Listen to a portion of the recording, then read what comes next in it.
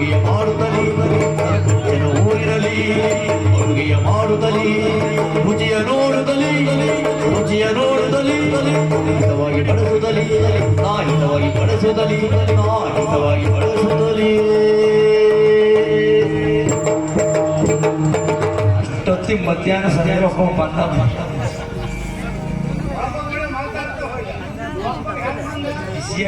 ಬಂದ ಈ ಫಲ ನಿನ್ನ ಅಡಿಗೆ ಬಾಯಿ ಹಾಕಿ ಉಪ್ಪು ಹುಳಿ ಖಾರ ಏನಾದ್ರೂ ಉಂಟ ಮರ ಆವಾಗ ನಾನು ಹೇಳಿದೆ ನಾನು ಹೋ ನಾನು ಹೋ ನಾನು ಹೋ ಹೋ ಹೋಳಿಗೆ ಬಂದೆ ಹೋ ಹೋ ಹೋಳಿಗೆ ಬಂದೆ ನಾನು ಹೋ ಹೋ ಹೋಳಿಗೆ ಬಂದೆ ನಾನು ಹೋ ಹೋ ಹೋಳಿಗೆ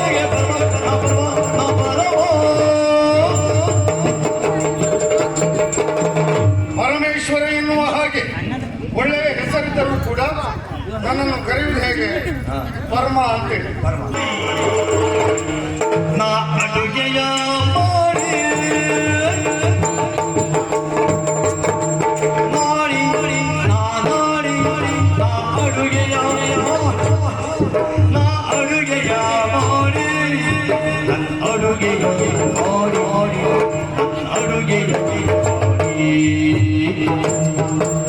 ಕಣ್ಣಿಟ್ಟರೆ ಸಾರು ಕೈಯಿಟ್ಟರೆ ಕೀರು ಕಣ್ಣಿಟ್ಟರೆ ಸಾರು ಕೈಯಿಟ್ಟರೆ ಕೀರು ನಾನಿದ್ದರೆ ರುಚಿ ರುಚಿ ಬೇರೆ ಅಡುಗೆಯ ಮಾಡಿ ಮಾಡಿ ಮಾಡಿ ಅವಸರದಲ್ಲಿ ನೋಡಿ ಅಂತ ಕರೆದಲ್ಲ ಕರೆದ ಕಾರಣವೇನು? ನೀನು ಕರೆದು ಈ ಕಡೆ ಬರುವಾಗಿಲ್ಲ ಅಲ್ಲ ಅದು ನಾನು ಎಷ್ಟೊತ್ತಿಗೆ ಕರೆದು ಅಂತ ಕಾಯ್ತಾ ಇದ್ದೀನಿ. ಅದೊಂದು ಕೆಲಸ ಮಾಡ್ತೇವೆ ಬೆಳಿಗ್ಗೆ ಸಂಜೆ ತನಕ ಅದೇ ಕೆಲಸ ಕಸ ಗುಡಿಸುತ್ತೇನೆ. ಹೌದಲ್ಲ? ಕಸ ಗುಡಿಸ್ತೀಯಾ? ಕಸ ಗುಡಿಸಿದೆ. ನೆಲ ಒರೆಸ್ತೀಯಾ? ನೆಲ ಒರೆಸಿದೆ. ಕೋಣೆ ಗುಡಿಸಿದ್ಯಾ? ಕೋಣೆ ಗುಡಿಸ್ತಾ ಇದ್ದೆ. ಹೌದಾ? ಪುಣ್ಯಾತ್ಮ. ಆ ಮುಸ್ಲಿಂ ಹಾಗೆ ಉಂಟಲ್ಲ ಮುಸ್ಲಿಂ ಮತ್ತು ಮುಸ್ಲಿಂ ಎರಡೂ ಉಂಟು ಅದ್ರಲ್ಲಿ. ಒಳ್ಳೆ ಮಾಡಿದ್ವಾ? ಹಾ. ಹಾಗಾಗಿ ತಗೊಳ್ಳೋ ಸಂಬಳಕ್ಕಾದ್ರೂ ಪ್ರಾಮಾಣಿಕ ಕೆಲಸ ಮಾಡಬೇಕು.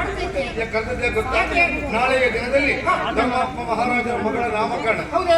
ಊರಿನವರು ಪರ ಊರಿನವರು ಬರ್ತಾರೆ ಎನ್ನುವ ಕಾರಣಕ್ಕಾಗಿ ವಿಶೇಷ ಅಡುಗೆ ಆಗಬೇಕು ಅಂತ ವಿಶೇಷ ಹೇಳ್ತಾರೆ. ಅಡುಗೆ? ಹೌದು. ಏನಲ್ಲ? 3 ಬಗೆಯ ಸಿಹಿ ತಿಂಡಿ ಆಗಬೇಕು. ಹೋಳಿಗೆ, ಹೋಳಿಗೆ, ಲಾಡು, ಲಾಡು, ಜಿಲೇಬಿ ಜಿಲೇಬಿ ಜಿಲೇಬಿ ಅಲ್ಲ ಜಿಲೇಬಿ ಅಲ್ಲ. ಜಿಲೇಬಿ ಜಿಲೇಬಿ. ಆಗ್ಬೇಕು.